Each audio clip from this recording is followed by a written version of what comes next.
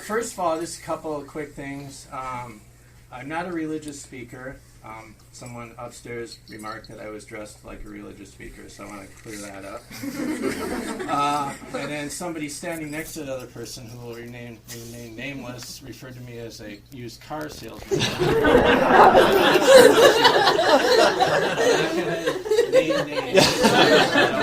That was hilarious. But I'm not a used car salesman either. I've been doing this about 3 years. I know that the stuff you see on TV is all like very loud screaming and fire him up and whatever, and that's not really my style. First of all, I tend to do smaller rooms like this. Okay, let me backtrack a little bit. I'm going to give you like I don't want to spoil the ending, but I'm going to give you a little, just my little caveat on this so-called self-help motivational thing. It's all bullshit. I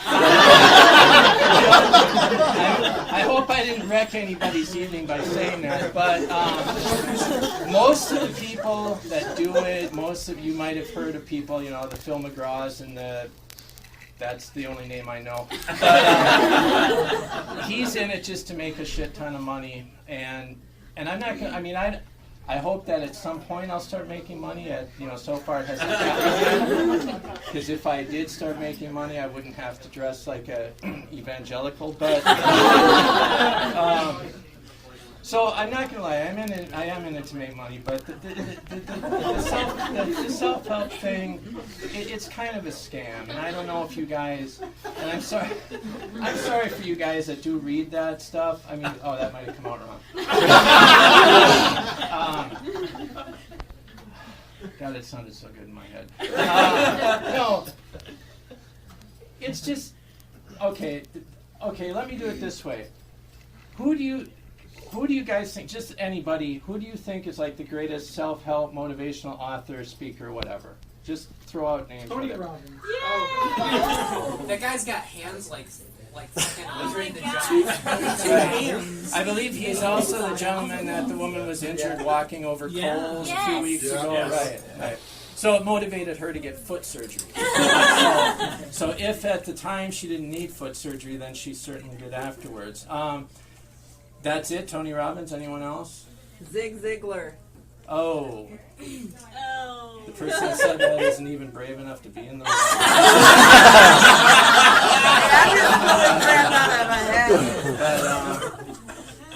Okay, Dale Carnegie. Dale Carnegie. Okay, that's actually, who said that? Okay. I don't know if you guys are familiar with Dale Carnegie. He wrote a book called How to Win Friends and Influence People. He wrote that a long time ago. It's still selling. It's still in print. It's and the reason I stopped him on that one is because the thing that kind of separates Carnegie from the Zig Ziglars and the Tony Robbins and the Phil McGraws and all those assholes is that you can kind of sense I'm in a select group. The thing that kind of separates him is that he actually started with the idea to not just go out and build people and make a lot of money. He actually had a very good foundation and he laid some good groundwork.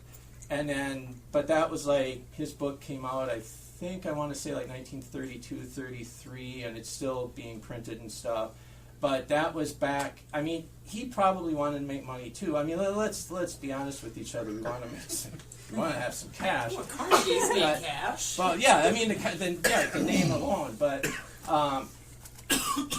he actually had a decent start, and then these other people came in and just sort of like, now you go into a self-help section and it's unbelievable. Like, I think I saw one the other day that was like self-help for people that have hangnails, or I don't know.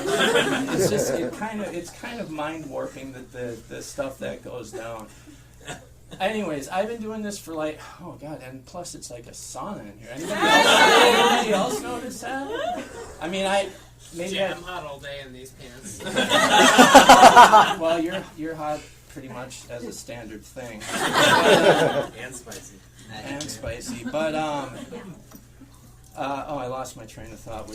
Which is a cardinal sin to do if you're a motivational speaker. So I'm just going to take up a little bit of your time because I know we're all supposed to be partying and drinking and opening weird T-shirts, and I've seen these slides like 1,000 times. But for the people that came in late, this is a really awesome thing that they put together, and checking out the dragons and all the weird stuff. So I'm just gonna take a little time.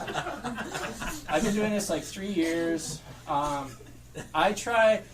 I'm sorry, I forgot. In answer to the question of who's the greatest motivational speaker, author, or whatever, the answer is you. And by you, I mean you, the weird guy with the beard.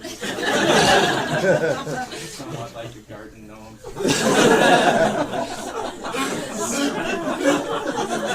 Do you feel motivated yet? You just came from the beach, no time to go home and change. Yoga Pilates. Okay. Better than my answer. The guy that dressed just like me, even though we talked on the phone.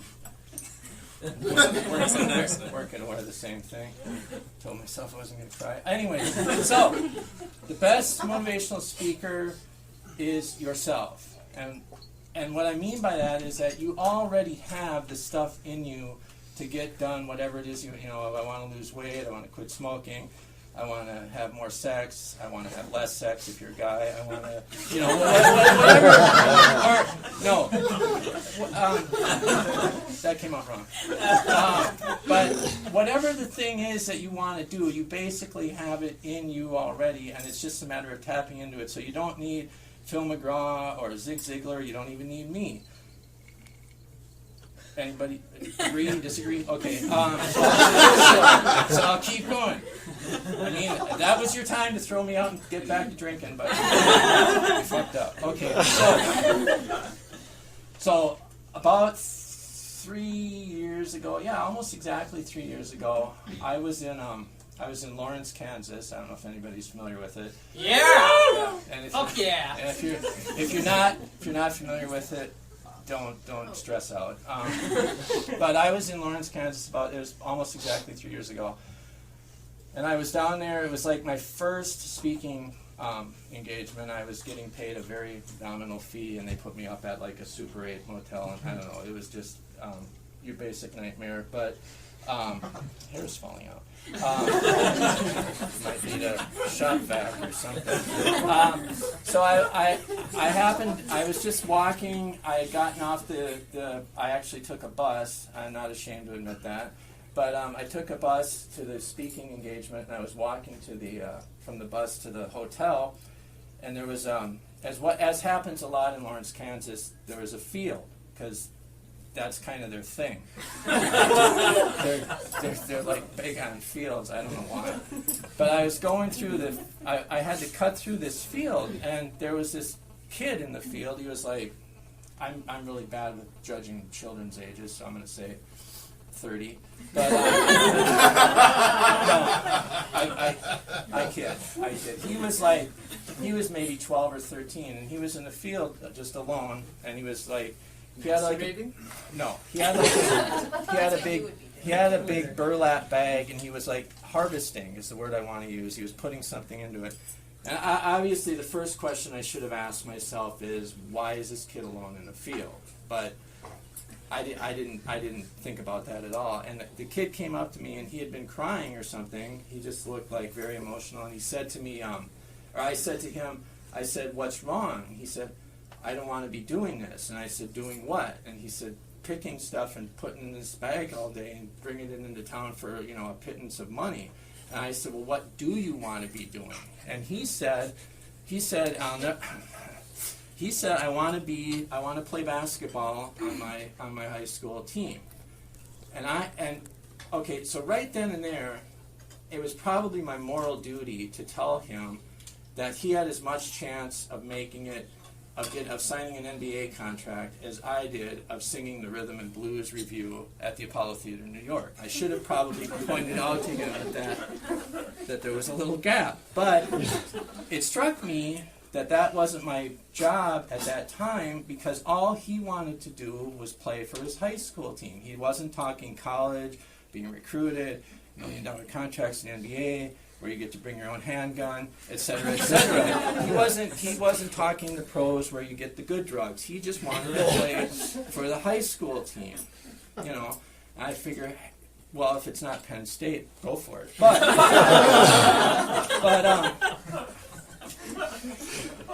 because then you can maybe leave school still a virgin and carry on. So I realized that my only purpose at that time was to help him become a high school player, and the fact and anything else beyond that, it doesn't matter. So I said, okay, you wanna play high school basketball? And he said, yeah. I said, well, what is preventing you? Why are you not on the team? And he said, well, I went for a tryout. The coach said I wasn't fast enough. I said, well, what can you do to get faster? And he said, I don't know. And I said, well, I don't know either. Because I wasn't like a runner or anything, so no flash photography. So I said, it's not going to turn out anyways. It's basically a white sheet. This is like an evangelical Halloween ghost costume. So good luck to you. But so I said, I don't know what you have to do to get faster, but that should be your focus. So my thing is just try to strip away the outside stuff. And any of these other guys, the Phil McGraws, all those other assholes,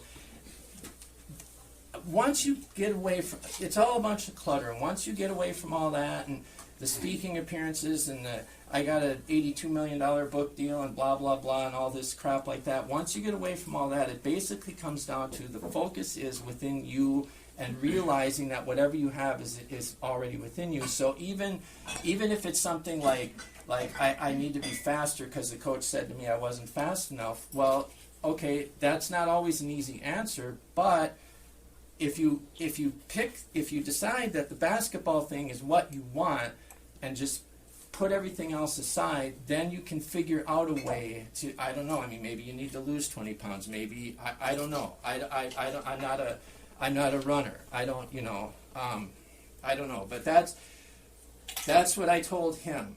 I said, you just have to strip away everything else, all the stuff that's not important, and if you're spending time with friends that aren't, we all have friends or have had friends that aren't really our friends. Not in this room. But I'm saying hypothetically, just bear with me. Hypothetically, we all have friends that, aren't really our friends. So what I want to do, I want to.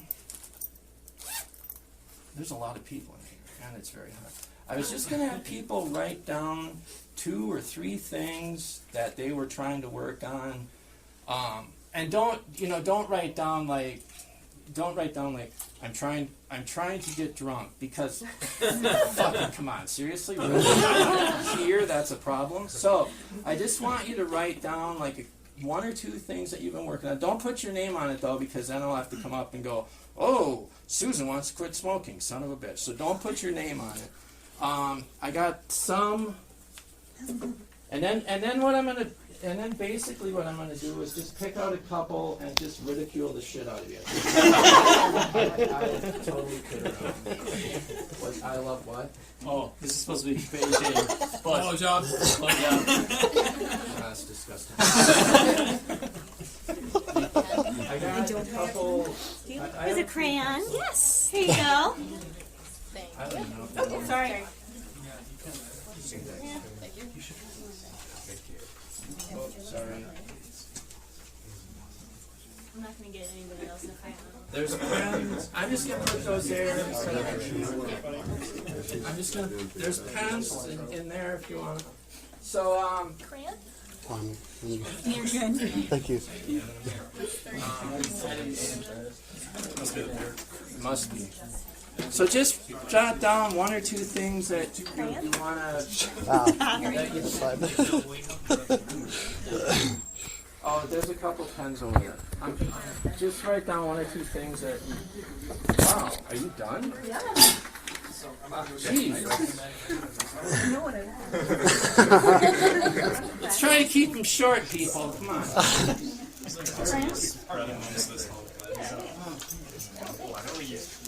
Maybe.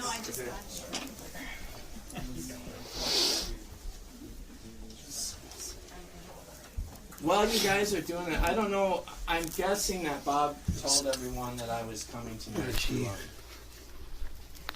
bring down what essentially was a fun party. But because I mean, usually people don't ask me to come to birthday parties and stuff. So everybody done? Yes. Oh, yes. So I'm going to continue making drinks while you talk. really. Okay. I wasn't aware of that. Last time. Okay. So I don't know if you. It should be very clear that by me trusting you to do this, you writing out your shit and giving it back to me, then you've sort of made it so I can read off these cards and share. So I hope I hope you didn't write anything on here that's too personal. Okay, so I'm not going to read all these because then we'll be here all night. We're going to be here all night anyways, but for vastly different reasons. So, okay, so here's the deal. So a lot of people wrote, which is really interesting, but it's because I think that we're in kind of a literary crowd. A lot of people wrote down write more. Okay, which actually, strangely enough, is a problem that I have in my own personal life because I'm also a writer and I always find that I don't have time or I feel like I don't have an idea or whatever, blah, blah, blah. So, the thing about writing more is you just have to, basically, to me, is you have to just grant yourself permission. You have to give yourself, because I know you got jobs, you got family, you got commitments, you got, whatever, you got 8 million things going on, but you have to just grant yourself like an hour a day to write. And maybe do that 5 days a week, Monday through Friday. But if you but you look at all the time you spend just fucking off.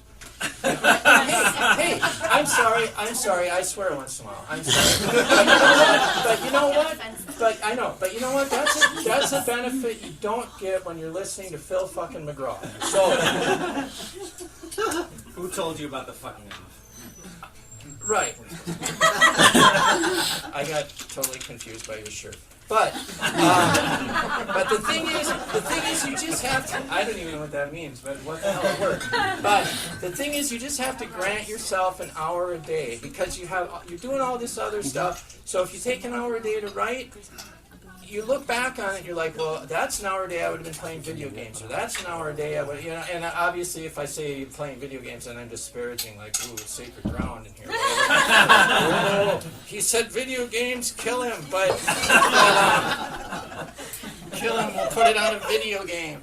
But no, but you spend an hour a day doing just stupid stuff anyways, so just grant yourself permission to write. Oh, that was that one. I would like to write more. Like a bunch of these had that on here. Sorry, I'm losing my voice. Okay, so so get a dog. Okay, so get a fucking dog. What? Okay, first of all, I don't know who in here is cat people, dog people, giraffe people, chinchilla people, whatever. But Or Shannon. she's not even here. So okay. So the thing is,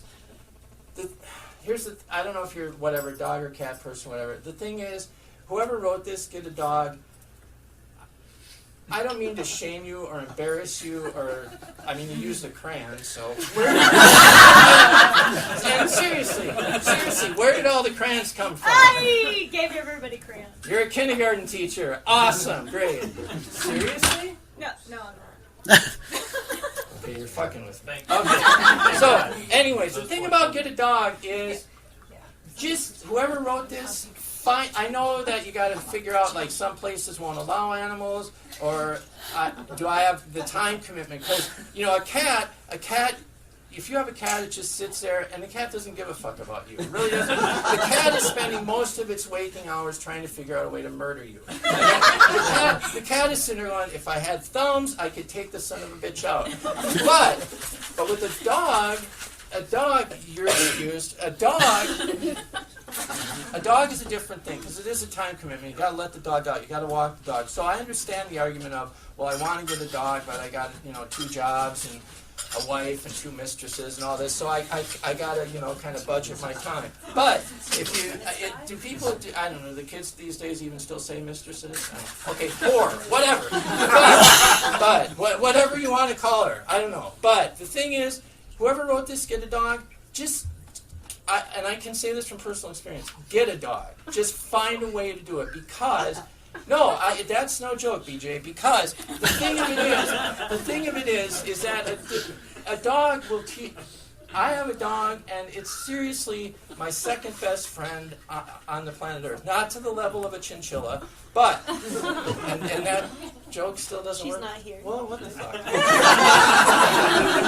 Sometimes, do I need to call for backup? Okay, but get a dog. Just find a way to do it, because the relationship you have with the dog is just, it's amazing. It can be your best friend. It's truly. My dog has taught me more about love and unconditional love than you get from people. And sorry to tell you this, sorry to spoil the ending, a dog's not going to fuck you over like a human being will. Seriously, a dog, you're not going to come home from work and your dog's going to be like, well, sorry, I slept with the neighbor. And I'm not saying that happened to me, but I'm just saying, a dog will not screw you over the way a person will. You can do anything you want in front of a dog, and the dog will still be like, well, what do you want to do now? Because apparently that's how dogs talk. Well, what do you want to do? When they start talking, I can do whatever I want. I can make 7,000 mistakes a day, and I turn around, and my dog is sitting there looking at me like, well, what do you want to do now? And I'm like, well, I'd like to do something else, but you're not going to let me. Fucking A, I don't know. Oh, okay, so that brings us to swear less. Somebody wrote swear less and learn Spanish. Do those 2 things even, can one person, I'm not sure that works together. But, because most people I know that speak Spanish are swearing all the time. Anyway, I don't know what to tell you about swearing less.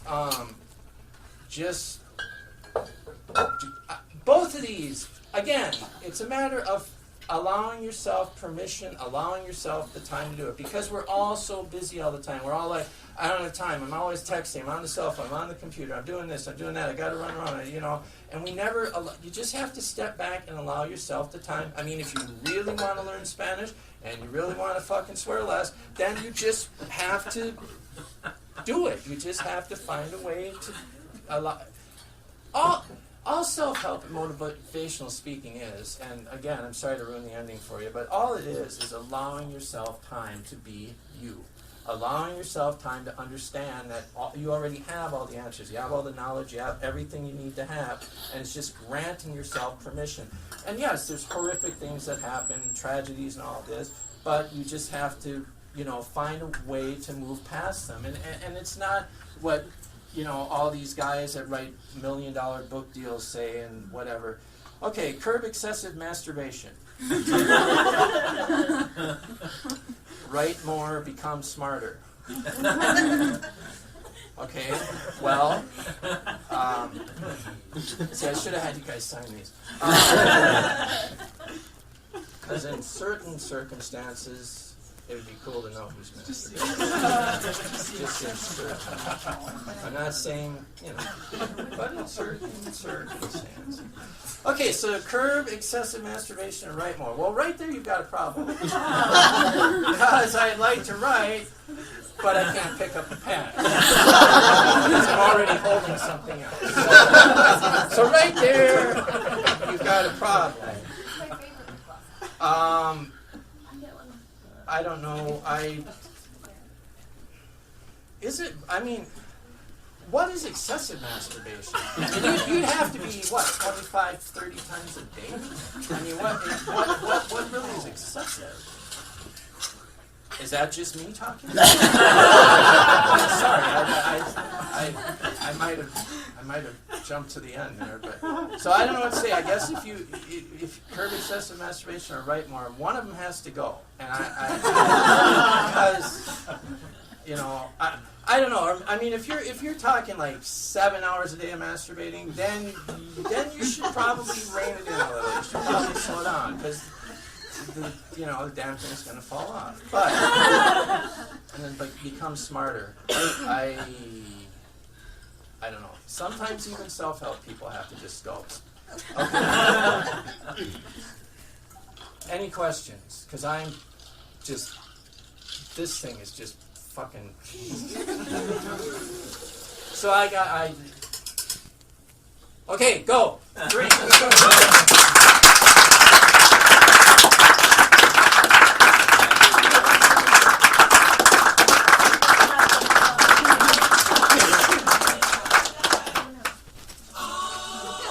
Nice